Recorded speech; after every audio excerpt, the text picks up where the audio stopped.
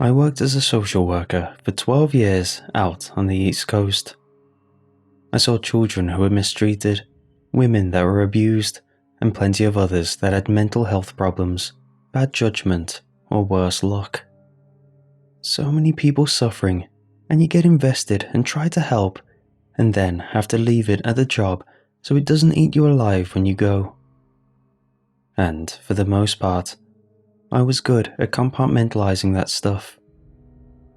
But then, 5 months before I quit and moved across the country, I met a young, traumatized woman. And everything changed. Her name was Hatti McGovern, and she was a college student who had been attacked the night before as she crossed through a park on the way to a neighborhood. When I saw her, she was on the first day of 3 days of observation. She had injuries, sure, but they were largely cuts and abrasions to her scalp. And what she was saying didn't entirely make sense. When we were alone and I was finished telling her about the government services she might benefit from, I asked her if she wanted to talk about what happened. I'd heard enough from the nurse outside to know it would be wild, but I had no idea of the details until she began to speak in a soft, hoarse voice. She said she'd been halfway through the park, walking at a fast pace because she planned on taking a shower and then heading back out to meet some friends and was running behind. When she realized an older man was walking next to her. Well, not next to her, she said, about 50 feet away, traveling across the grass, stepping over hedges and sidewalks without slowing or even looking at where he was going. Instead, he was just keeping pace with her, step for step, and staring at her with a wide smile that made him look like a skull between his pale skin and his bald head. This freaked her out, of course, and she began walking faster. She didn't run, she said, because she felt like it was kind of like running from a bear. You shouldn't show weakness or fear, but just get away before things went from weird to bad. So she turned to look to where she was going and to see if she saw any people closer than her apartment complex a block away.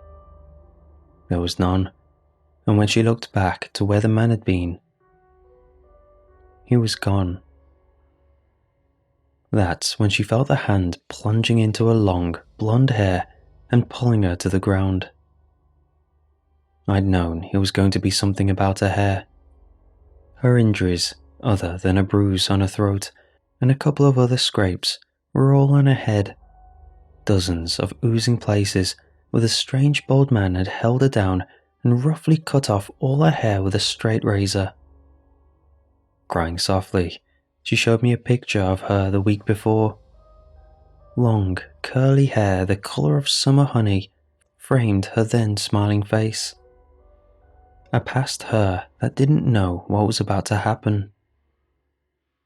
The version of her before me looked 10 years older and broken in some fundamental way.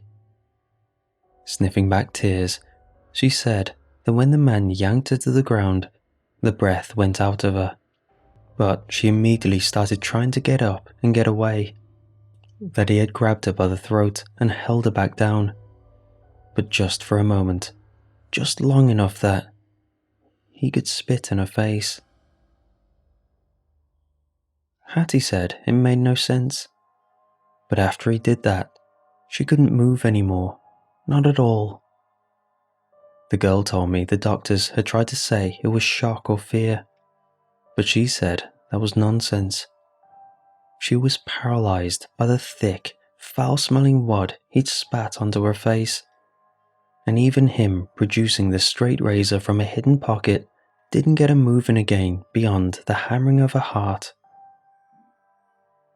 He never said anything, just smiled as he began gripping handfuls of her hair and scraping them off her scalp.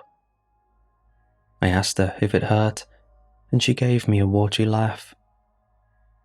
She said that sure, it did, but that wasn't the worst part. It was feeling so violated and having a part of her taken away. Even more than the fear of what he might do to her after, that feeling had been the worst. When he had rolled her over to her stomach to cut the rest of her hair off, she felt the first tingles of movement starting to come back. Not enough to really move, but some small stirring twitches. She decided to wait, let it come back more, and then try to run when the opportunity came or he was distracted. Not that she was just sitting and waiting for him to do whatever he wanted. Every moment she was tensed to try and fight if she saw the blade coming for her neck or if he tried to take her clothes off.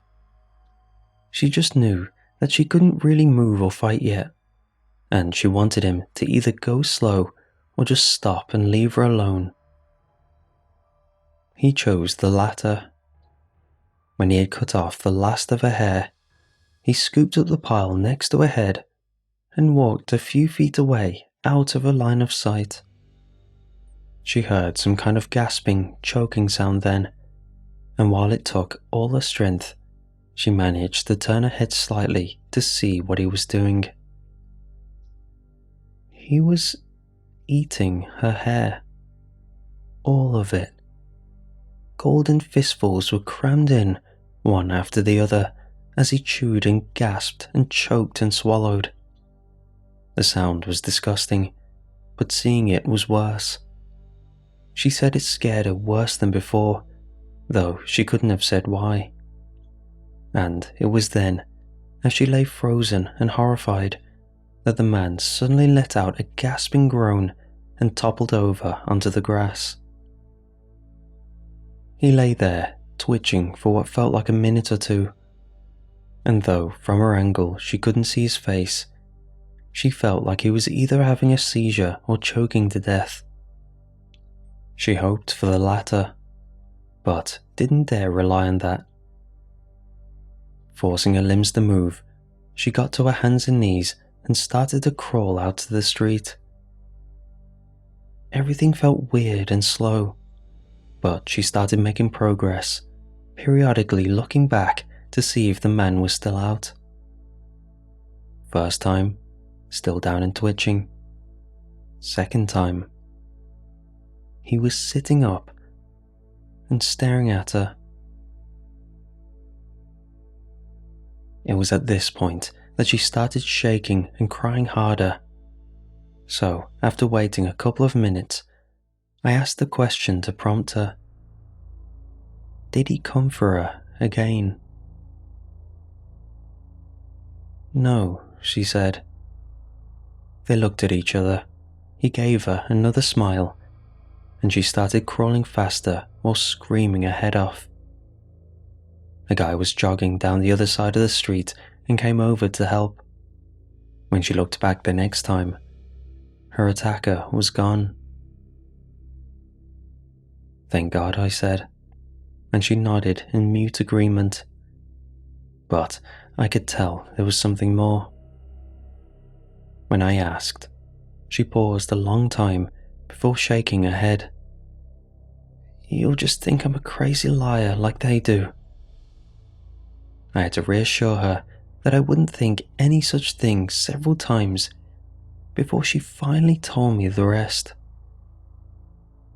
When he sat up, when I saw him that last time, he wasn't bald anymore. He had long, curly hair, blonde hair, just like mine. He ate my hair and stole it from me. Over the next couple of months, I checked on her case. Hatti had moved back to Wisconsin to be with her family, and while her physical wounds were healing well enough, she still had emotional issues she was working through from the attack. When I called her mental health counselor at a new college, she tried to talk very broadly and not give me any details. But toward the end of the conversation, she did let one slip. The poor dear. It's so strange how her hair won't grow back. It was another month and a half before I saw the graffiti. I normally took a bus home to just 2 blocks from my work, but one day my normal bus line was delayed due to an accident, so I had the choice of paying for a taxi or walking further to a different stop. I picked the latter, and while the neighbourhood I travelled through didn't seem especially rough or dangerous, it was more run down than the places I worked or lived. More closed businesses and unkempt lots, and graffiti scattered along the walls here and there. It was when I was nearing the bus stop that I had to walk under an overpass bridge that had colourful drawings and sayings, insults and boasts. Yet, among that riot of lines and squiggles, one thing stood apart, as though none of the rest wanted to be close to this single line written in simple letters of dark red. He only eats the best of us. A year earlier, I would have laughed at the line, wondering if it was a social commentary or a line from a movie. But walking through that patch of shadows as the words burned down at me from above, my mind immediately went to Hatti, and I walked faster until I reached my stop. When I reached it, I looked back, and that's when I saw him. A thin, pale man with long, flowing, blonde hair. I might have let out a little scream right then, I don't remember. I do recall turning back to the street, thinking I needed to call a taxi or get someone's attention. When I saw the bus turning the corner a block down, and I nearly cried in relief. Running to meet it, I jumped on as soon as the doors opened, and when I looked back, I saw no sign of the man anywhere. Heart pounding, I scanned my pass and took a seat in the middle of the bus. It was only half full, but the comfort of being around other people, even total strangers, was undeniable. I felt like a gazelle hiding in the herd from a stalking lion. The dramatic flair of the thought made me laugh.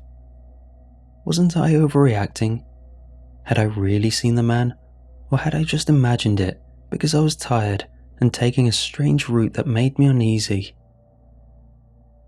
Glancing at my phone, I guessed my nearest stop to home would be about 20 minutes away. After a moment's debate, I set my phone alarm for 15 in case I dozed off, though that seemed unlikely given the panic I'd felt a few moments before. I might not ever sleep. I woke up to words being spoken right next to my ear.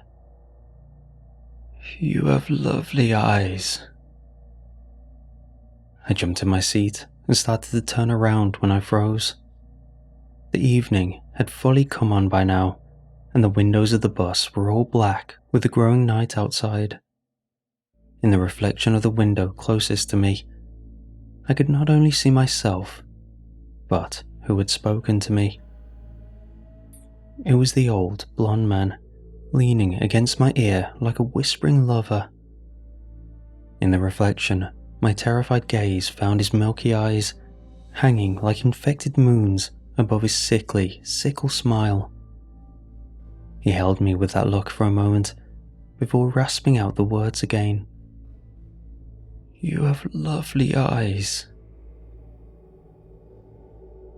My fear broke the spell this time, and I jumped out of my seat and rushed to the front, yelling for the driver to let me out. Let me out now, goddammit. Looking surprised and irritated, he pulled to the curb even as my phone alarm went off. I was just 2 blocks away now, and I wasn't above running the entire way. So that's exactly what I did. I jumped off the bus as the doors opened, pulling off my heels and running barefoot down the sidewalk for 2 blocks to my building. I never looked back the entire time, and it wasn't until I was behind my door and the deadbolt was thrown that I took a breath or dared to look back out through the peephole. I saw no sign of anyone out there. and when I went to my windows to look for any sign of the old man following me, I found none. Good. It was maybe a coincidence, but even if it was Hatti's guy, he couldn't have followed me all the way home, not with how fast I was There was a knock at the door. Stifling another scream, I crept back to the door, not wanting to betray that I was home. Looking back through the peephole, I saw nothing. Maybe it had been a mistake, and the person had realized they had the wrong door and went on. I waited for a couple of minutes, watching and listening for someone, and there was nothing. It wasn't until I turned to go into the living room that a new knock returned. This one more rhythmic and familiar. Knock, knock, knock, knock, knock, knock, knock. I gave a shudder as I realized I recognized what that was. Shave and a haircut, 2 bits.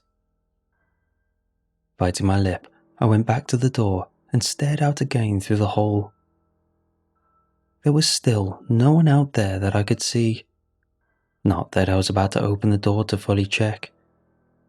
What if they were just standing to the side, waiting for me to crack the door? I debated calling the police, but I wasn't sure what to tell them, or if they'd even come for something so small. So instead, I called the building's handyman, George. Told him I thought a creepy guy might have followed me into the building, and now someone kept knocking on my door. I asked him did he mind coming up and just see if he saw anything. He sounded sleepy and irritated initially, but when he heard the fear in my voice, he said he'd be right there. Less than 5 minutes later, there was a new knock on the door, but this time it was quickly followed by George's voice. "Miss Castillo, there's no one out here now. I'm going to double check the other doors, but I think you're okay. Someone did leave you something out here though." I unlocked the door and opened it part way.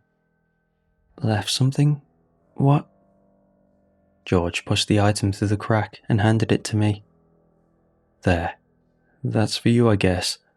I think you're okay. But you be careful, okay? There are some bad things out there." I noticed that he said things instead of people, but I let it pass. "George, is something wrong?" He looked a little paler as he forced a smile and shook his head, never raising his eyes to me. "No, I think everything is okay. Just keep your door locked, okay? And let me know if you have any more trouble. I gotta get back downstairs." I thought about reminding him to check the other floors, but then he was gone. Shutting the door back and locking it, I decided it didn't matter.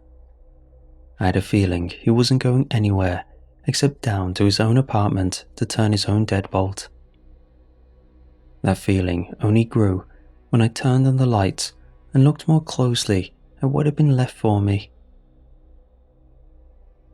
Maybe it had been a mocking threat or a warning, but I knew what it felt like.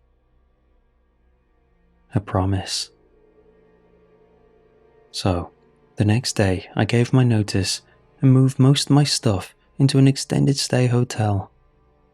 3 weeks later, I was driving a moving truck across the country to my new home.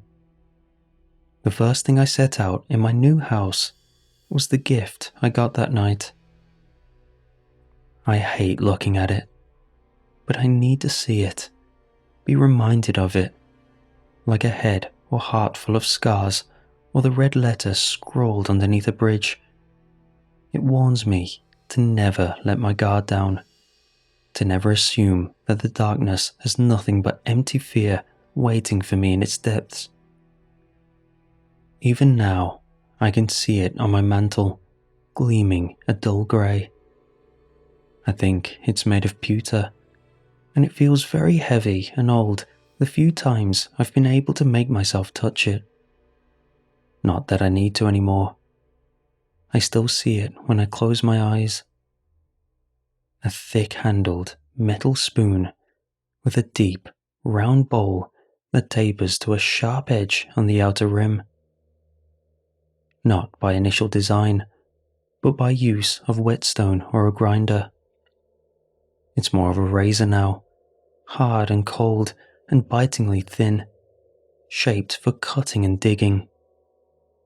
And I know, without checking, that if someone were to stick it into my eye socket, they could slice through the lid and scoop out my eyeball like a bit of overripe melon. My hands are shaking as I tell you this. I can't quite look at the mantel any longer, so I look out the window instead. It's not dark yet, but the shadows are growing fatter with each passing morsel of the day. I force myself to keep looking into the deepening twilight, and some nights I even tell myself I'm not still afraid. But the whisper in my heart isn't of bravery or strength. It's the dreadful double thrum of the gazelle's heart looking out into the darkness. Not looking out of courage, but out of terror and necessity and weak, trembling hope. Hope that, when we look out into the darkness, nothing looks back or is drawing near.